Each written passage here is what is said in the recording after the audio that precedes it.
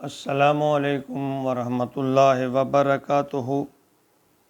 سامعین و ناظرین، میں غلام مصطفیٰ اللہ اور اللہ کے رسول کا پیغام اب تک پہنچانا چاہتا ہوں۔ اللہ رب العالمین میری مدد و نصرت فرمائے اور ہم سب کو اس پر عمل کی توفیق عطا فرمائے۔ آج کا ہمارا سبق سورہ ہود آیت نمبر 3 اور 4 پر مشتمل ہے۔ اعوذ باللہ من الشیطان الرجیم، بسم اللہ الرحمن الرحیم۔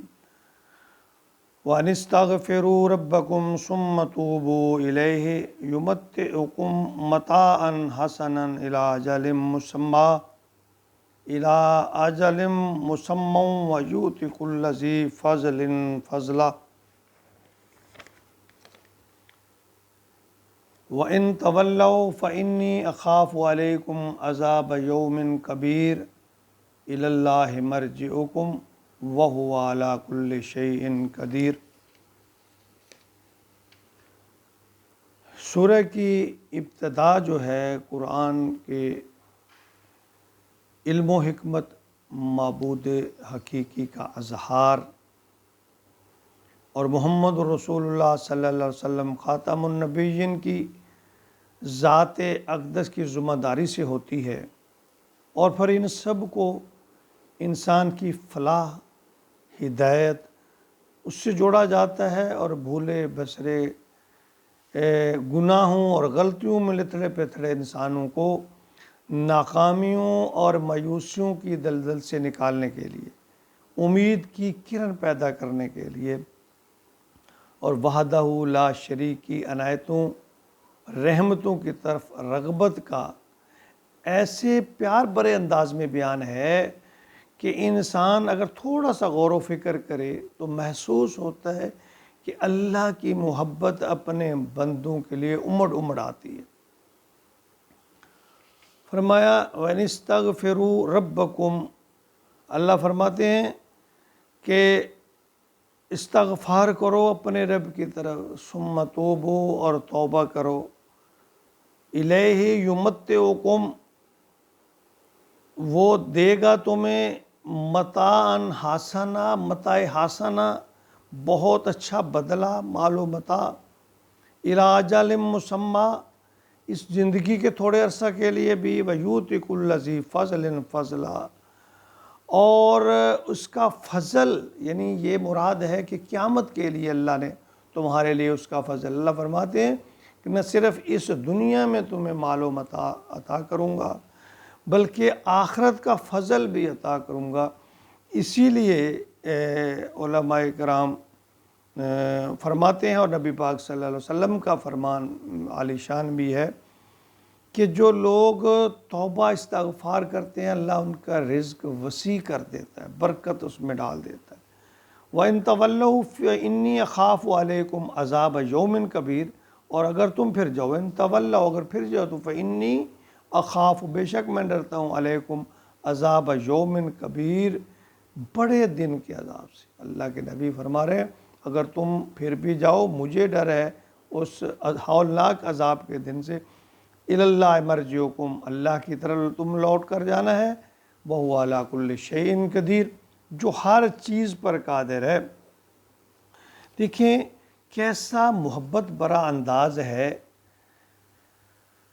اے میرے بندے، استغفروا، معافی مانگ لے، ربکم، اپنے رب سے، اور توبو، اپنی غلطیوں پر گناہوں پر نادم ہو جا، توبہ کر لے، یمتعکم، عطا کر دوں گا تمہیں متاع حسنا، کیا بات ہے، متاع حسنا، مال و متاع خوبصورت، حسنا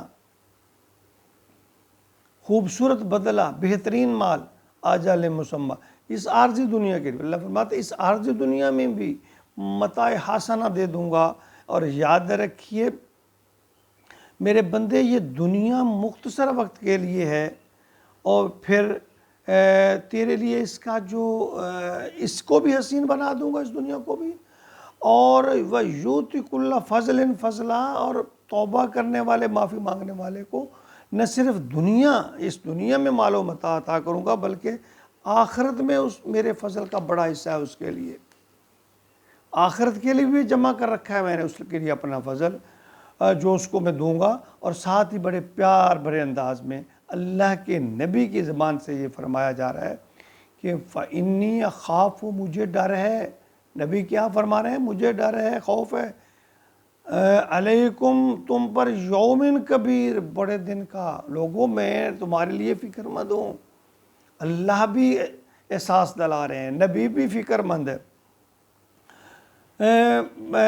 یعنی جو پچھلی آیت میں فرمایا تھا انی لکم منہ نذیر و بشیر، میں تمہیں خوشخبری دینے والا، ڈرانے والا، یعنی محبوب خدا کی زبان سے یہ کہلوایا جا رہا ہے کہ اللہ مرجعکم، تمہیں لوٹ کر جانا ہی جانا ہے اللہ کے ہاں۔ اس کے آگے کوئی پر نہیں مارے گا، کوئی چونچرا نہیں کر سکے گا۔ یاد رکھیں روز قیامت اللہ جو ہے یعنی اس پورے جلال میں ہوں گے، اور اللہ کی اس کیفیت سے پیغمبر بھی سہمے ہوئے ہوں گے۔ ان آیات میں لوگوں کے وہ گناہوں پر توبہ استغفار کی طرف راغب کیا جا رہا ہے۔ گناہوں دیکھیں، گناہ ہو جانا کوئی بڑی بات نہیں ہے، کوئی بڑی غلطی نہیں ہے، یعنی کوئی اتنا بڑا جرم نہیں ہے جتنا کہ اس پر ڈٹ جانا، غلطی کو تسلیم نہ کرنا ہے یا اپنی اصلاح کرنے کی کوشش نہ کرنا، یہ اس سے بڑا جرم ہے۔ دیکھیں توبہ کے 3 سٹیپ ہیں۔ غلطی پر نادم اور شرمندگی کا اظہار، سب پہلے نمبر پہ یہ ہے۔ دوسرا پھر اس گناہ یا غلطی کو یا اس رستے کو ترک کر دینا، چھوڑ دینا، اور تیسرا اس میں ہے کہ پھر اس کی تلافی کرنا۔ حقوق العباد ہے یا حقوق اللہ ہے، اگر اس کی تلافی ممکن ہے، اس کو ادا کرنا ممکن ہے تو اس کی ادائیگی کرنا ہے، اگر نہیں تو پھر اللہ اس کو چھوڑ کر اصلاح کی طرف، نیکیوں کی طرف آنا ہے۔ تو اللہ فرماتے ہیں ان اللہ یحب التوابین، اللہ تو توبہ کرنے والوں سے محبت کرتے ہیں۔ یعنی اللہ کی راہ میں جو اللہ کے آگے اپنے گناہوں میں شرمندہ ہو کر جو توبہ کرتا ہے، اللہ فرماتے ہیں مجھے توبہ کرنے والے سے محبت ہے۔ تو اللہ توبہ کی توفیق بھی اسے دیتے ہیں جس کی توبہ کو قبول کرنا ہوتا ہے۔ بزرگان دین یہ کہتے ہیں، اور حقیقت یہی بات ہے، ہمیں آخرت کی فکر کرنی چاہیے۔ اور کیسے ہی انداز میں اللہ فرماتے ہیں گناہ ہو گئے کوئی بات نہیں، توبہ کر لو، استغفار کر لو، کیا انعام دوں گا، دنیا کی بھی مال و متاع دوں گا، آخر میں اپنے رضا اور فضل سے بھی نوازوں گا۔ غلطی ہو جائے توبہ کر لو، پھر توبہ کر لو، پھر توبہ، دن رات توبہ اور استغفار کرو، اس سے دنیا بھی کامیاب ہے اور آخرت میں بھی کامیابی ہے۔